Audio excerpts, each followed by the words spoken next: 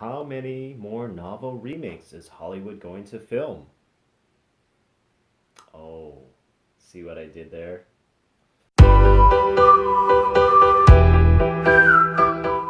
Alright, so Hollywood has decided to make another movie based on a novel. Of course, this is not the first movie adaptation from Agatha Christie's well-known book, Murder on the Orient Express, nor will it probably be the last. For those who have not read the book or seen the trailers for Murder on the Orient Express, here's a quick rundown of the plot. Hercule Poirot is a private detective and retired Belgian police officer who ends up boarding the Orient Express train to London.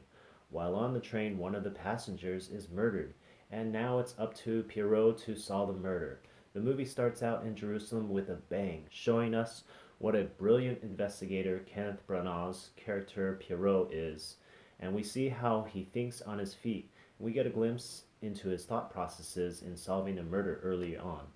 There's a lot of humor in the first scene because it involves three religious men of different faiths, equally suspected of a murder, with each of them denying wrongdoing and professing their religious devotion.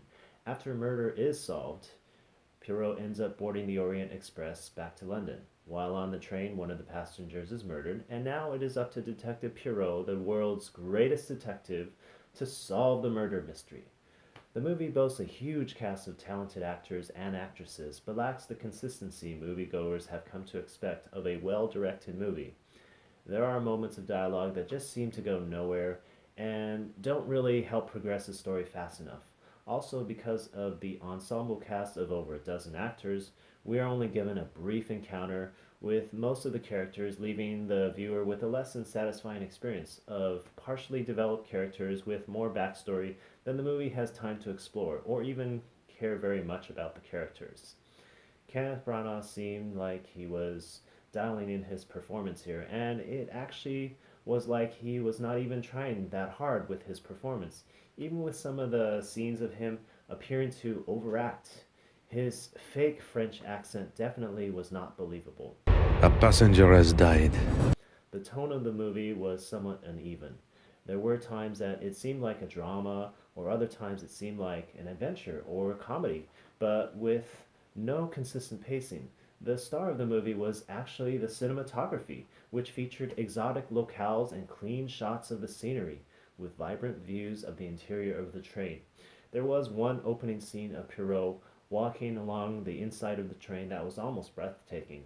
By the end of the movie, when the murder was solved, I thought it was a cheap shot by the writers to leave an obvious hint that a sequel might happen with a Murder on the Nile, another Agatha Christie novel. I give Murder on the Orient Express a 65% rating.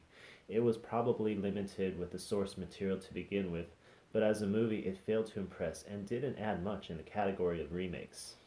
Currently, this movie has average ratings from users and critics. On opening night, I'll guess that it'll earn a B cinema score rating. Movie friends, I always value your thoughts. If you've seen Murder on the Orient Express, were you left as deflated as I was, or did you like it? How did you think it could have been improved?